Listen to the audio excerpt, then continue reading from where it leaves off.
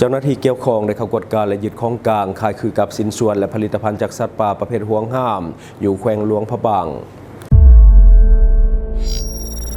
Time to share สัมผัสการเดินทางแบบใหม่ไปกับmigula.com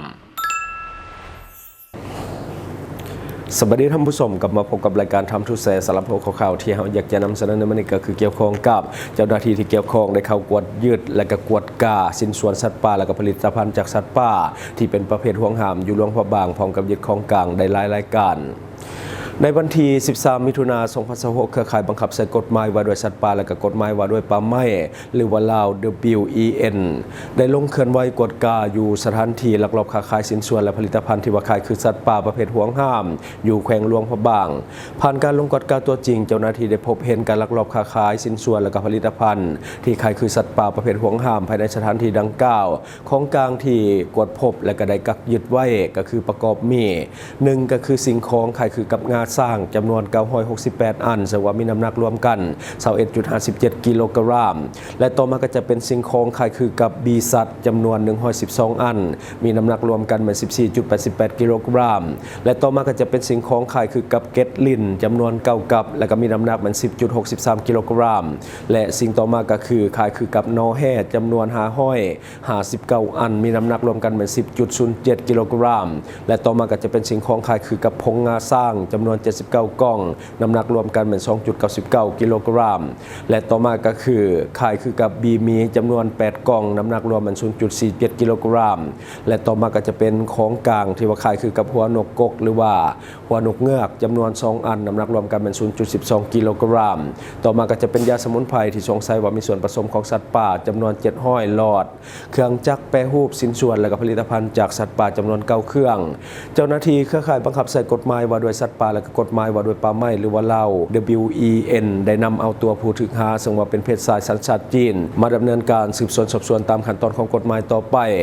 กรณีกวดกาและก็กักยึดของกลางที่ว่าขายคือกับสินส่วนและก็ผลิตภัณฑ์สัตว์ป่าประเภทห่วงห้ามอยู่แขวงหลวงพระบางครั้งนี้ถือว่าเป็นอีกหนึ่งความคืบหน้าสำคัญในการปราบปรามอาชญากรรมทางชีวนานาพันธุ์และก็การลักลอบค้าขายสัตว์ป่าที่ยังคงเป็นปัญหาหุนแหงในภาคพื้นการพบเห็นของกลางจำนวนหลายสะท้อนให้เห็นว่าขบวนการค้าขายสัตว์ป่าผิดกฎหมายยังมีการดำเนินการอยู่ในรูปแบบซับซ้อนและก็อาจจะมีเครือข่ายข้ามชาติเข้ามาพัวพันสิ่งนี้บ่เพียงแต่กระทบต่อชีวนานาพันธุ์และก็ยังกระทบต่อกับความสมดุลของระบบนิเวศและภาพพจน์ด้านกฎหมายของประเทศด้วยถึงแม้ว่าเจ้าหน้าที่ลาว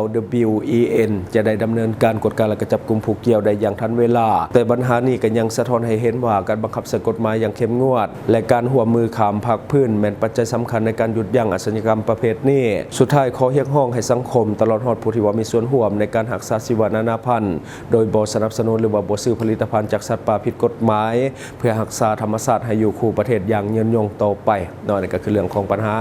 การค้าขายสินส่วนสัตว์ป่าหรือว่าค้าขายสัตว์ป่าประเภทห่วงห้ามต่างๆที่ว่าเกิดขึ้นอยู่ทางแขวงหลวงพระบางซึ่งว่าเป็นคนจีนที่ว่าดำเนินการทั้งหมดเป็นเจ้าของกิจการเนาะบัดนี้มาต่ออีกข่าวนึงก็คือเกิดเหตุการณ์ปลาตายจำนวนหลายในทะเลสาบก็คือเงียโดในใจกลางนครฮานอยของสหรัฐเวียดนามกำลังส่งกลิ่นเหม็นหุ่นแห้งซึ่งมันกระทบกับชีวิตประชาชนที่ว่าอยู่ใกล้เคียงสื่อของเวียดนามได้รายงานว่าพบปลาหลายพันตัวได้ตายลอยอยู่ทะเลสาบกลางเมืองก็คือทะเลสาบเงียโดในนครฮานอยซึ่งว่ากำลังส่งกลิ่นเหม็นเน่าหุ่นแห้งจนกระทบต่อการดำรงชีวิตและการค้าขายของประชาชนในพื้นที่ใกล้เคียงในตอนเช้าพบซากปลาตายจำนวนหลายลอยสะสมอยู่แคมป์ฝั่งและก็ถูกลมพัดไปกองอยู่มุมหนึ่งของสระหรือว่าทะเลสาบจนปกคลุมผิวน้ำเป็นบริเวณกว้างปลาหลายชนิดอยู่ในสภาพเน่าเปื่อยและก็ส่งกลิ่นเหม็นอย่างหุ่นแห้งทั่วบริเวณตั้งแต่เวลา 5:30 นาทีตอนเช้าพนักงานอนามัยได้เข้าไปเก็บซากปลาตายโดยใช้สวิงและก็เรือขนาดน้อยเพื่อนำซากปลาขึ้นฝั่งและก็ขนส่งไปกำจัดเพื่อลดพ่นมลพิษทางอากาศชาวบ้านในพื้นที่ใกล้เคียงระบุว่าปลาเริ่มตายมาหลายมื้อแล้วนับตั้งแต่วันที่ 17 มิถุนายน 2026 จำนวนปลาแม่นได้ตายเพิ่มขึ้นอย่างล่วงลายและก็มีกลิ่นเหม็นที่แพร่กระจายออกมาเหตุให้ผู้ออกกำลังกายและก็ผู้สัญจรผ่านบริเวณดังกล่าวต้องใส่หน้ากากหรือว่าหีบออกจากพื้นที่ทันทีหลังได้กลิ่นเหม็นจากปลา นอกจากนั้นบรรดาร้านค้าที่ว่าอยู่หอบนองหรือว่าอยู่ไกลทะเลสาบยังได้รับผลกระทบเนื่องจากว่ากินเมนพัดมากับสายลมเข้าไปในห้านขณะเดียวกันโรงเรียนประถมที่ว่าอยู่ใกล้เคียงทะเลสาบก็ได้รับผลกระทบเต็มๆกระทบการเรียนการสอนภายในโรงเรียนพอเด็กและก็ครูบ่สามารถที่จะมีสมาธิในการเรียนการสอนได้นักเรียนบางส่วนก็ได้งดมาโรงเรียนตอนนี้หน่วยงานที่เกี่ยวข้องกำลังเร่งแก้ไขปัญหาดังกล่าวโดยด่วนส่วนสาเหตุของปลาตายในครั้งนี้ยังบ่ทันได้มีผลกวดมายังยืนชัดเจนซึ่งเจ้าหน้าที่คาดว่านำในทะเลสาบเกิดการเน่าเหม็นและก็ส่งผลให้มีออกซิเจนน้อยปาแนะนำเลยว่าขาดออกซิเจนตายจำนวนหลายดังที่เห็นในภาพอันนี้ก็คือในของข่าวที่ว่าเกิดขึ้นอยู่พันบ้านของเฮาก็คือเกิดขึ้นที่นครฮานอยของประเทศเวียดนามเห็นภาพแบบนี้ก็อดเป็นห่วงบ่ได้ในเรื่องของมลพิษทางอากาศในบริเวณใกล้เคียงโดยเฉพาะผู้ที่ว่าเขื่อนอยู่ไกลกับหนองป่าเนาะคันว่าบ่เร่งแก้ไขปัญหาโดยด่วนซึ่งว่าจะสร้างผลกระทบเต็มๆให้กับผู้ที่ว่าอยู่ไกลซึ่งว่ามันก็มีอาคารบ้านซองเป็นโรงเรียนแล้วก็เป็นตลาดอย่างต่างๆที่ว่าอยู่ไกลกับบริเวณดังกล่าวได้รับผลกระทบตามๆกันไป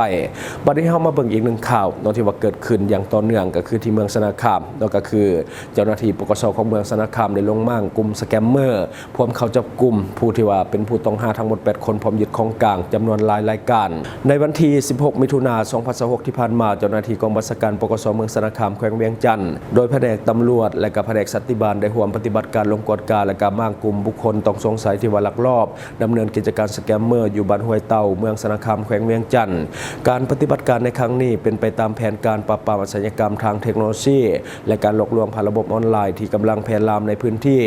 จากการสืบข่าวและก็ติดตามพฤติกรรมมาระยะหนึ่งเจ้าหน้าที่พบว่ามีกลุ่มบุคคลต่างชาติได้เข้ามาสาวบอนพักและก็นำใส่เป็นสถานปฏิบัติการหลอกลวงผ่านระบบอินเทอร์เน็ตหลังจากได้รับข้อมูลอย่างเพียงพอเจ้าหน้าที่จึงได้วางแผนเข้ากวดค้นและก็สามารถควบคุมตัวผู้ต้องหาทั้งหมดแม่น8คนซึ่งเป็นคนสัญชาติเวียดนามทั้งหมดในระยะการกวดค้นเจ้าหน้าที่ยังสามารถยึดของกลางที่ว่าเป็นอุปกรณ์ที่คาดว่านำใช้ในการกระทำผิดหลายรายการประกอบมีคอมพิวเตอร์ตั้งโต๊ะ11ชุดและก็โทรศัพท์มือถือ18หน่วยพร้อมด้วยอุปกรณ์สื่อสารอุปกรณ์เชื่อมต่ออินเทอร์เน็ตและการหลักฐานอื่นๆอีกจำนวนหนึ่งที่เกี่ยวข้องกับการดำเนินกิจการของกลุ่มดังกล่าวอิงตามการสืบสวนเบื้องต้นกลุ่มบุคคลดังกล่าวมีพฤติกรรมนำใช้ระบบออนไลน์และก็สื่อสังคมเพื่อติดต่อและก็หลอกลวงเหยื่อในรูปแบบต่างๆโดยใช้อุปกรณ์สื่อสารจำนวนหลายและก็มีการจัดตั้งการดำเนินงานอย่างเป็นระบบอย่างใดก็ตามรายงานของรูปแบบการกระทำผิดและก็ผู้ร่วมขบวนการอื่นๆยังคงอยู่ในขั้นตอนของการขยายผลสืบสวนต่อไปของเจ้าหน้าที่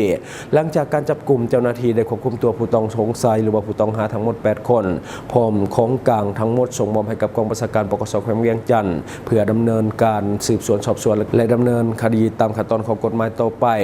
การลงม่างกลุ่มสแกมเมอร์ในครั้งนี้ถือว่าเป็นผลสำเร็จอีกบัตรก้าวหนึ่งของเจ้าหน้าที่ในการปราบปรามอาชญากรรมข้ามชาติและอาชญากรรมทางเทคโนโลยีที่กำลังสร้างความเสียหายให้แก่พ่อแม่ประชาชนในหลายประเทศบ่เฉพาะแต่ลาวเท่านั้นพร้อมกันนี้ทางการของลาวยังเรียกร้องให้ประชาชนระมัดระวังการติดต่อจากบุคคลแปลกหน้าผ่านสื่อสังคมออนไลน์และก็หลีกเว้นการเผยแพร่ข้อมูลส่วนตัวหรือว่าโอนเงินให้กับบุคคลที่ว่าบ่สามารถตรวจสอบตัวตนได้เพื่อป้องกันการตกเป็นเหยื่อของกลุ่มมิจฉาชีพออนไลน์อันนี้ก็คือเนื้อในของข่าวนอกข้อฝากสำหรับท่านใดที่ว่ามีแผนจะเข้ามาท่องเที่ยวสปปลาวในปัจจุบันอยากให้ศึกษาข้อมูลล่วงหน้าเพื่อป้องกันเรื่องของการถึงเอาเปรียบจากมิจฉาชีพต่างๆที่อาจจะเอาเปรียบท่านในเวลาเข้ามาแล้วเราบ่ฮู้ข้อมูลต่างๆสามารถเข้าไปศึกษาข้อมูลได้ที่เว็บไซต์ migula.com ซึ่งว่าเป็นเว็บไซต์สนองข้อมูลฟรีท่านจะได้ข้อมูลสถานที่ท่องเที่ยวใหม่ๆในลาวแล้วก็ข้อมูลอาหารต่างๆข้อมูลสถานที่บ้านพักโรงแรมข้อมูลการเช่ารถหรือว่ารถพาเที่ยว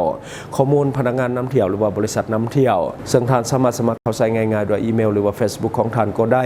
ลงทะเบียนง่ายขั้นตอนบ่ยุ่งยากแถมบริการฟรี 100% ที่ migula.com ท่านที่ว่ายังสมัครบ่เป็นสามารถกดเบิ่งคลิปอยู่ภายใต้คอมเมนต์ของเฮาได้เลยและทั้งหมดก็คือสิ่งที่เฮาเก็บมาเล่าสู่ฟังหวังว่าท่านจะได้รับสาระดีๆสำหรับท่านที่ว่าเบิ่งรายการเฮาอยู่คิดเห็นจังได๋กับสิ่งที่ว่านำเสนอไปก็อย่าลืมฝากไว้ภายใต้คอมเมนต์ของเฮาแล้วข้าพเจ้าจะเข้าไปอ่านด้วยตนเองขอขอบใจช่องทางที่คุณสามารถรับชมข่าวสารจาก Time to Share Studio Fanpage Time to Share Laos YouTube Time to Share TikTok Time to Share Laos Facebook สิงห์ดาราสายลินอยู่เมืองลาวใช้แต่เงินกีบลาวและส่งเสริมผลิตภัณฑ์ภายในเพื่อลดผ่อนการนำเข้าสินค้าและแก้ปัญหาเงินตรา Subscribe for more video.